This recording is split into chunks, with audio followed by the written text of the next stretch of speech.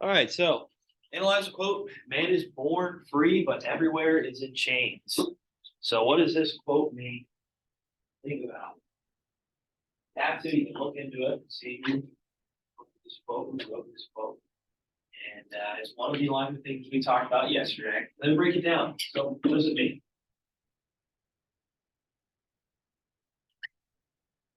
No.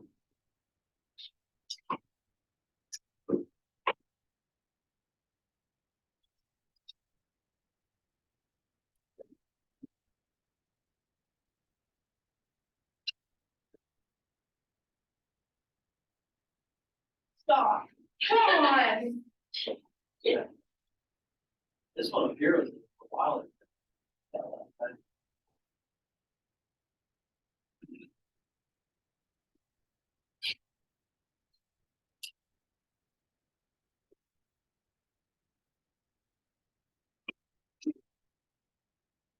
Did run out of tissues yesterday. You like Connor? Yeah. Using 3 tissues. You know what? That's a devious move. I think we should turn Mr. Government's ball silver. What? It's extra ball wrappers. What? I'm sorry. A week later. I put that one about a week ago.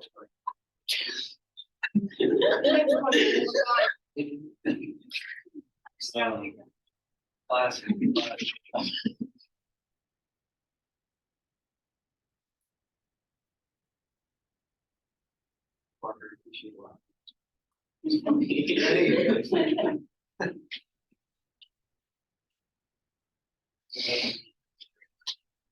it over on the water. I like James. Wonder why. I hear that.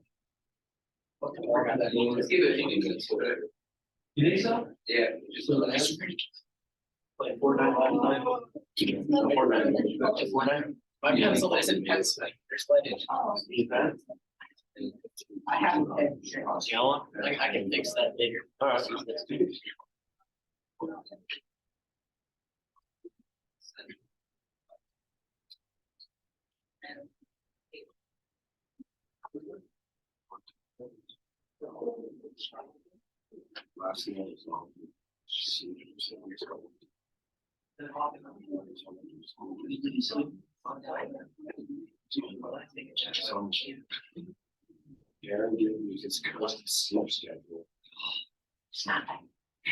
Are you coming to Oprah? What? Are you coming to Oprah? No, I will. Yes. Is it like a take a nap? Yeah. It's actually what I was doing. It just means I will. even here. Yeah, Mr. Brown. Yeah, we probably won't do it. We don't need to do it. Well, if we're, no, not like that. If we're working on a video, then and then keep it out. I got you. Video work for yesterday? Yeah, but I didn't like it. Right. It was just embedded there. Yeah. Oh. Gee, well, you're already subscribed, so you don't have to. Oh. All right, here you go. So yesterday, we talked about Thomas Hobbes first, right? What do we know about Thomas Hobbes? Thomas Hobbes. Oh, go ahead, Ozzy. Yeah, good job, good job. So you believe that people were born immoral, that they're bad, that they're corrupt, they're evil. The only way to guide them in the right direction is with a strong central government, an absolute monarch. So with Thomas Hobbes, again, he believes somewhat of a social contract too. Right? He's kind of the first person to point his term. But the only thing that these people are getting in return for all of their rights that they're giving to the absolute monarchy is protection. So Thomas Hobbes, when it comes to his Enlightenment views, really not too enlightened, right? It's one of those things where a lot of these other Enlightenment thinkers that we talked about yesterday, like John Locke, Rousseau, and more we're going to mention today, they're contradicting and challenging Thomas Hobbes' views on government and full construction. And just really the characteristics of a person. So again, Hobbes believed that people were evil. The only way to guide them in the right direction is an authoritative government, absolute monarch. So yesterday I told you to put a symbol by his name. He put, get it? A crown. Yep, good job. So symbolizing the absolute monarch that he designed, that he thought was essential for really human development. Okay, good. So what book did he write?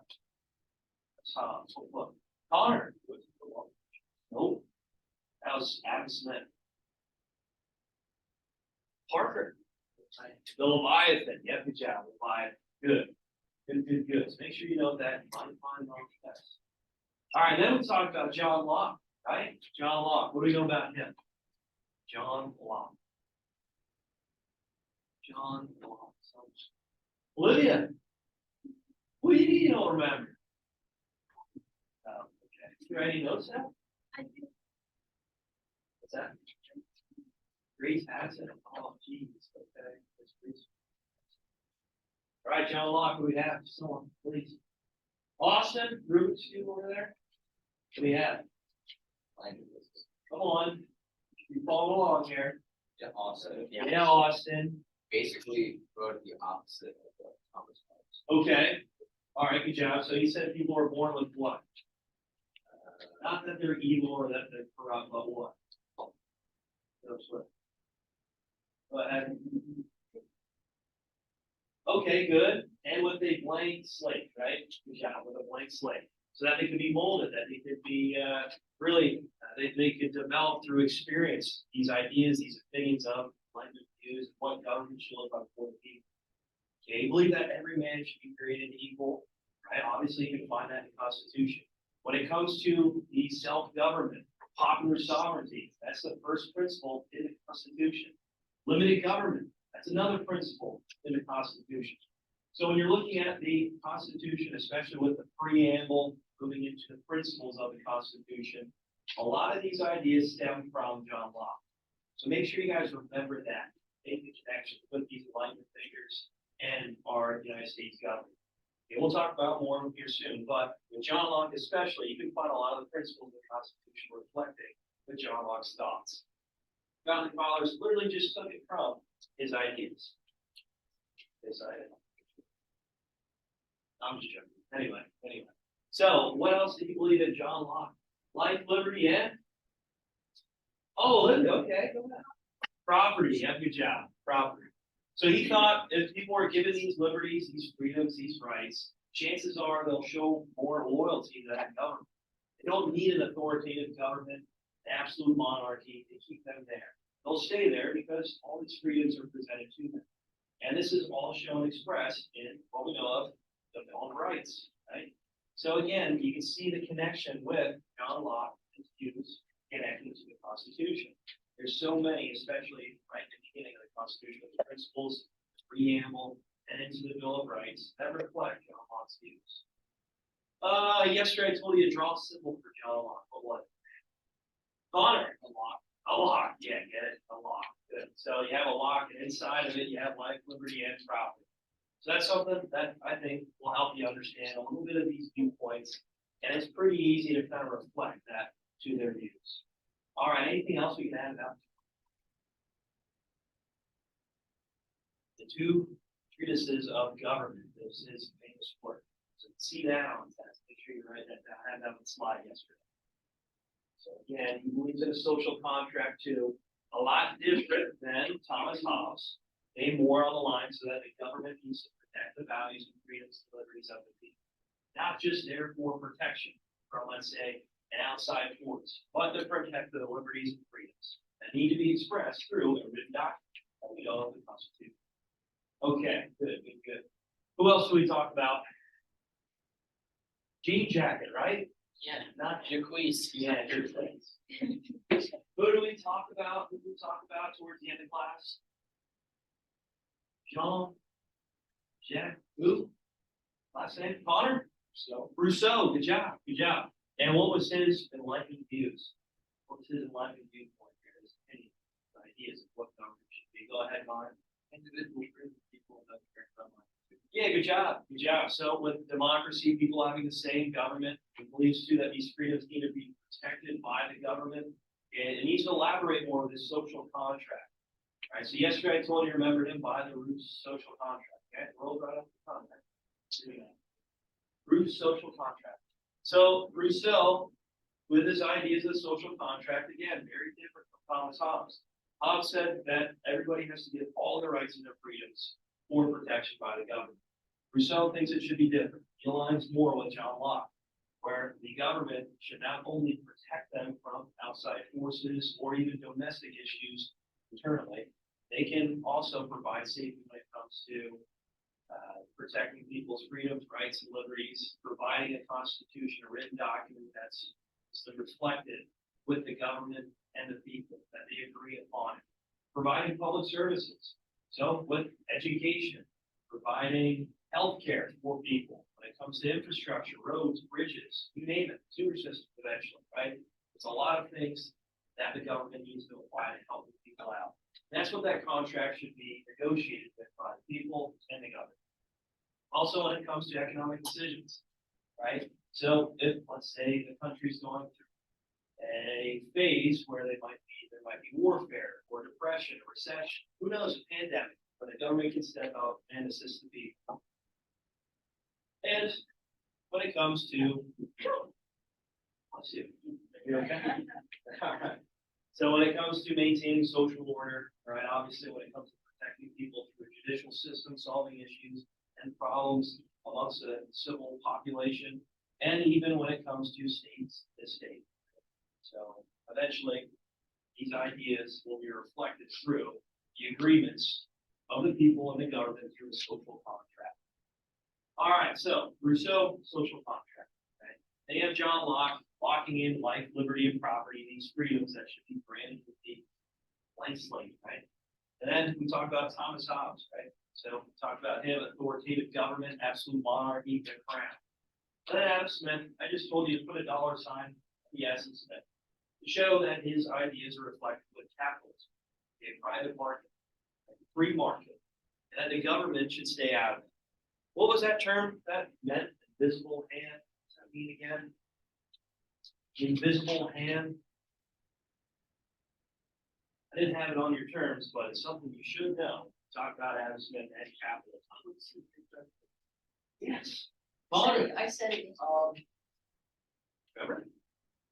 I'm reading it right now. I'm not sure if I'm. Go ahead, give it a try. Is there, fair? Laissez-faire, laissez-faire, however you want to pronounce it. Yep, laissez-faire. Okay, some people say laissez-faire, but this is the invisible hand where the government should stay out of the workings of the economy, private and free market. Okay, okay. So we talked about those Enlightenment thinkers already. Is there any questions before we move on? No? Okay. So we're going to move on. We're going to talk about a few more today, a few more tomorrow, and then I have an assignment for you, which I'll talk about towards the end of class here today. You can work with a partner, that's fine. And we will talk about that here soon.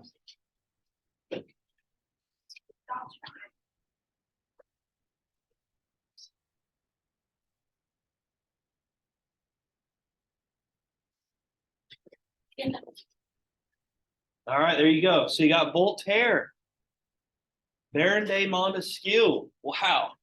His name was actually longer here, but I just cut it down for you. This is what he's known as to make it a little bit easier for people to pronounce. His name is pretty darn long. So if you get to look him up, you might actually see his full name.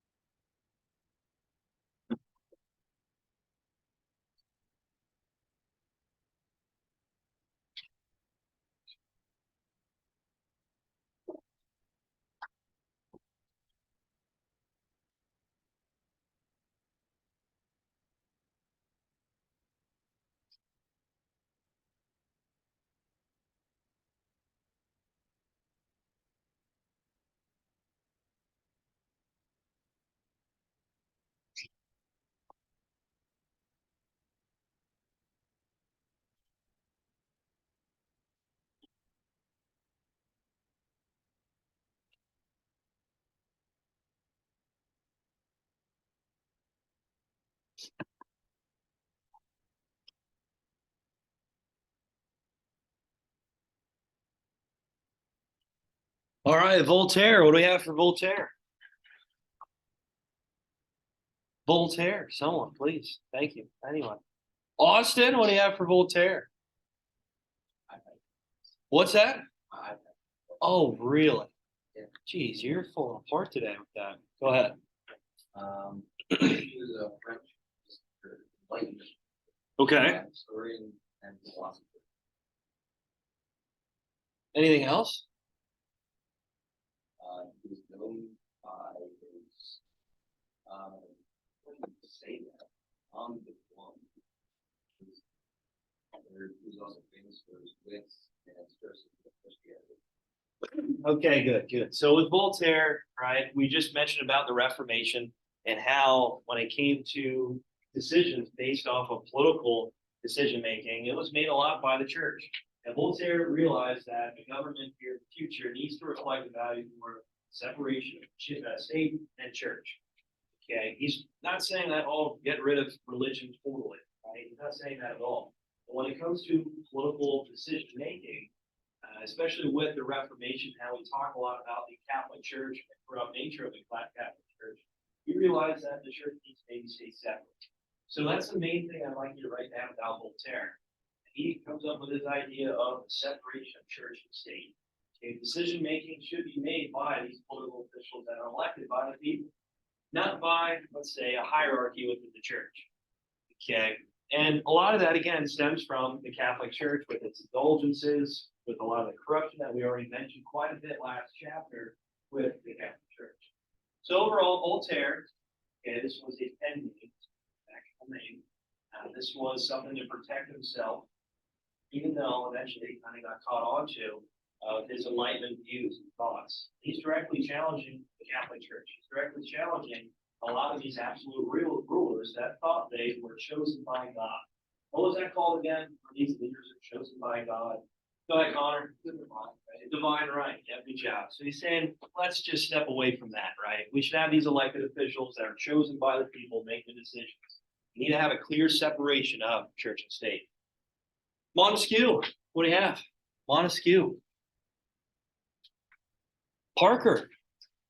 Three-branch government system. Awesome, good job, good job. So again, critiquing absolute monarchies, he's saying that all power shouldn't just reside with one person, that there needs to be a tiered system, right? There needs to be branches of government that hold power over the other, keep them in check. So this is where the idea of separation of powers emerges. So here in the United States, we have obviously the legislative branch, which is Congress. We have an executive branch, which is the president. And we have a judicial branch, which we know is the Supreme Court. We have three branches of government where power is separated, and not all power is held within just one branch. Then you have a system of checks and balances. So what are checks and balances? What does that mean? Checks and balances. Go ahead, Connor. It's basically when one of the branches has it balances out one of the other branches. Yeah, good job. So let's say with one of the branches of government, with Parliament, Parliament. Well, if you look at Parliament, it's very similar to Congress. So in Congress, okay, they obviously make the laws. Okay, they create the laws, and for the executive branch, the president, they sign off on these laws. Okay, and it's important to note that they have this power over the legislative branch, and the legislative branch, for the most part, has a lot of power over the executive and judicial. So another instance, let's say for the executive branch, when it comes to choosing Supreme Court justices and the judicial branch, the president chooses these Supreme Court justices. Right? And who approves them? Congress, right? So Congress has the say, honestly, when it comes to approving these Supreme Court justices. That's just one example of checks and balances, where the branches of government have authority of power to balance out the power of each branch. And not one branch just holds all the power. That's important to note here and developing with Montesquieu. And you can see that reflecting in our own government. All right, so moving on here. Let's go to our notes. I just want to talk about these two Enlightenment thinkers a little bit more in detail. And I'll assign the assignment here. All right, so Voltaire.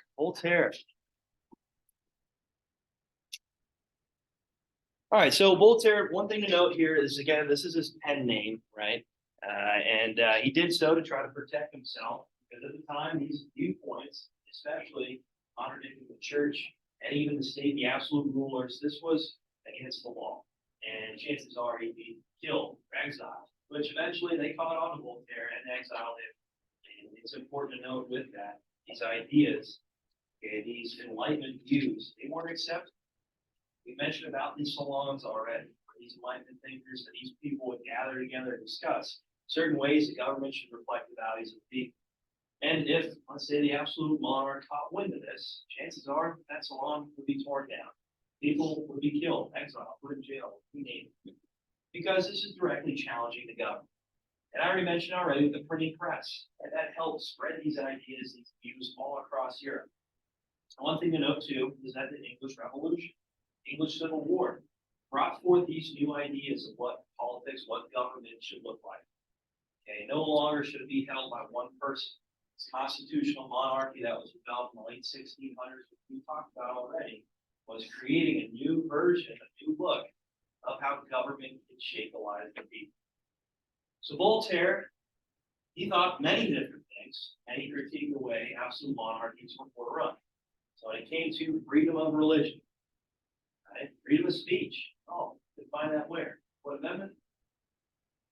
Boston? The First Amendment. Yeah, good job. So you can see that reflected in the Constitution, our Bill of Rights, the First Amendment.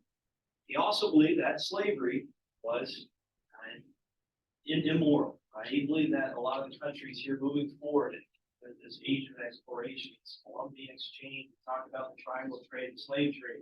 He thought that this should be done away with. He thought that this was immoral, okay, and that things needed to be changed for the development and moving forward, the evolution of mankind. The way government is ran, especially when it comes to these viewpoints, it's only going to cause conflict. And we already know, right, that the American Civil War, there will be conflict with slavery. So Voltaire was really ahead of his time with his viewpoints and his thoughts and his ideas. And obviously at the time with the Columbian exchange, the triangle trade, and extracting these resources from the New World, England, France, a lot of these other countries in Europe were really dominating, controlling a lot of wealth through this exchange. So to just drop slavery at the drop of a hat, it would have caused a lot of issues to their marketplace. So that's important to know. Voltaire's critique says it's moral, which we all know that it is. Separation of church and state. That's the main thing I'd like you to remember here with Voltaire. Okay, so you believe that when it came to decision making at the government level, that the church should stay out of these decisions. Okay, we already mentioned about the Reformation, how the Catholic Church had so much control over decision making and these absolute rulers, these kings, all throughout Europe. It all went through the Pope first, all went through the Catholic Church. And he thinks that needs to change, needs to be altered. So these elected officials that are chosen by the people, they should reflect the values and interests, the decisions of the people, not the church. Okay? And we talked quite a bit about that already with the indulgences. Okay? And how corrupt the Catholic Church really was.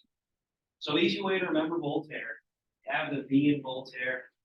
Okay, one side of the V, you can have church, right? And on the other side, you can have the state.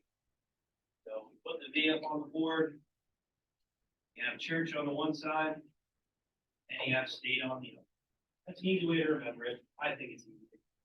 And it may help you with the connection maybe on the past. Voltaire, the V, churches, separate. Makes sense. Okay. Next one, Montesquieu. What do we know about Montesquieu already? Someone said it earlier. Okay, Parker, was that you? Yeah. What did he say? What was he? Yeah, good job. Good job. So he believed that power should be separated. Okay, that there shouldn't be all power, all control held by one branch, or let's say the absolute ruler. There should be branches of government that separate these powers. And like you can see in our United States government, we have a three-branch system. So you can make the connection here with Montesquieu's ideas. Okay, his viewpoints of what politics, what government should look like. This three-branch system, which separates the powers, is going to be designed to help benefit people, make sure that they know that not all power is held by one person, not held by one, let's say, monarch or king, or even just one branch of the government.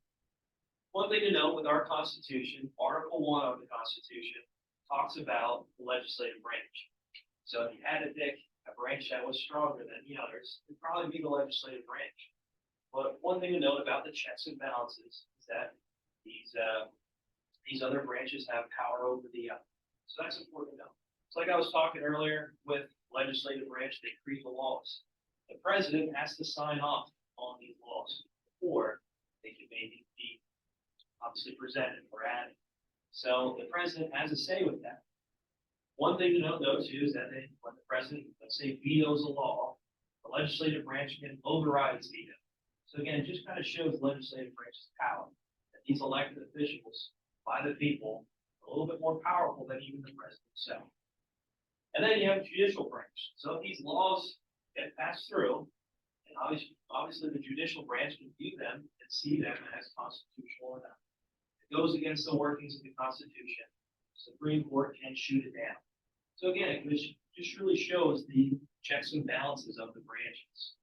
It's not all controlled by one singular branch. All right, so make sure you guys remember that with the checks and balances, with the separation of powers of Montesquieu.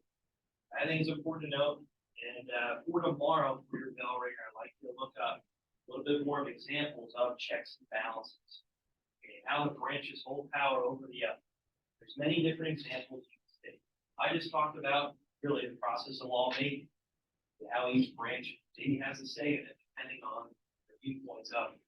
Or you can talk about the appointment of Supreme Court justices. That's another good example of checks and balances. All branches have a say on what goes on. All right, Montesquieu, I know it's a longer name, but you can break it down into syllables to understand his name. Montesquieu, right? 3 syllables, 3 branches of government. That's maybe a connection you can make, or is it like views? Montesquieu, right? 3 syllables, 3 branches of government.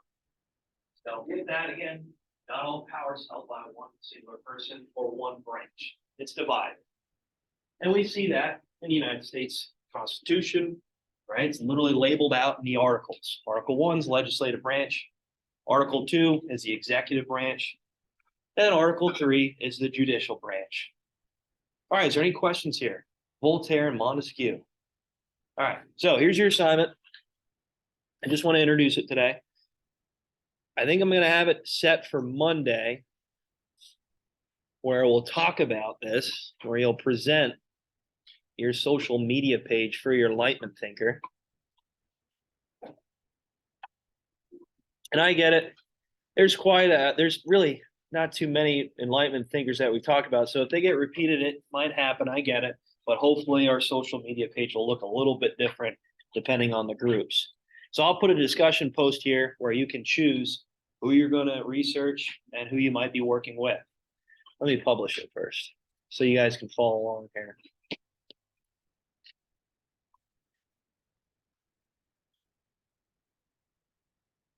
So you can see at the bottom, Enlightenment, philosopher, social media assignment. Just published it now. So what I'd like you to do is make a social media profile for one of the Enlightenment thinkers that we talked about or that we're going to talk about. So tomorrow I'm going to talk about a few more. Okay. So if you want to just wait till tomorrow to think about an Enlightenment thinker to choose, that's fine. Okay. But we will be talking about more tomorrow. You can use a poster board. Okay. You can just do it by hand, however you want to do it. Make sure you add some color to it. Be creative. Make sure it looks nice. I just don't want to see it on a lined piece of paper that's kind of crumbled up. Right? Make sure it looks nice. You want to do it on a poster board, that's great. If you want to do it on Canva, I think Canva works pretty well, right? You guys can do that. I know a lot of you know how to utilize that app. So Canva is a good resource when it comes to creating, let's say, a social media template. If you want to do it on slides, you can do that too. I know you can maybe alter it to look like a social media profile. That's fine.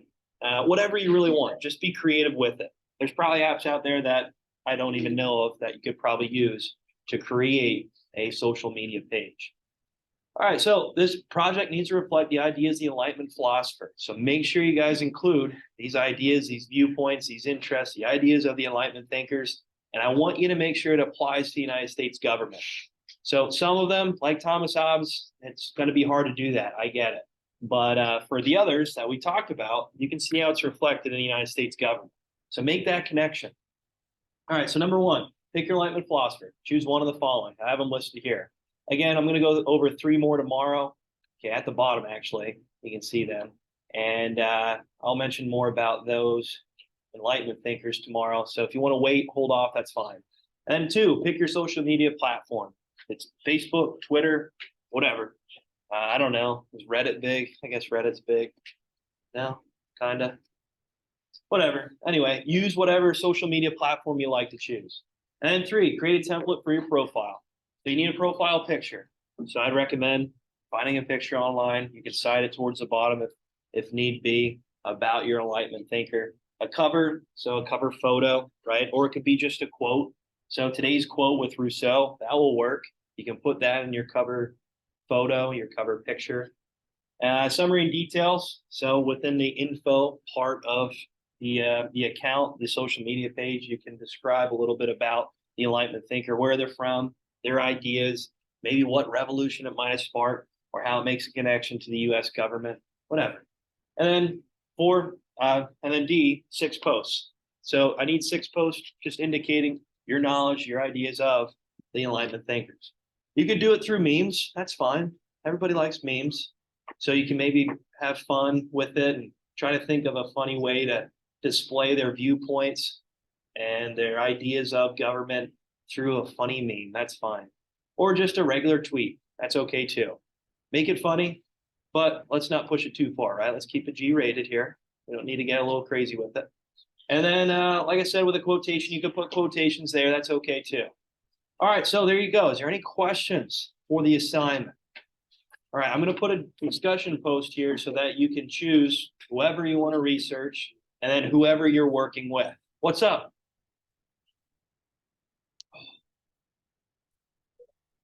Two to three. Does that work? Okay, I think 3 will do the max here. All right. Okay. So I think Monday we'll have these presentations. Listen up. Friday, I'll give you a little bit of time to work on it. Probably majority of the period. Tomorrow probably won't go the whole period, so I'll give you a little bit of time towards the end of class to work on it too. But I'll put the discussion post up soon, so check that out maybe throughout the day, and then you can choose who you want to research and who you're working with. Just make sure you label that within the post. Okay? All right. So Monday, again, presentation for this. Yeah.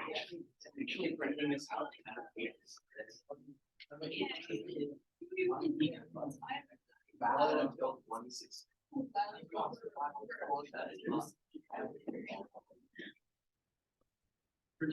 He's gonna wait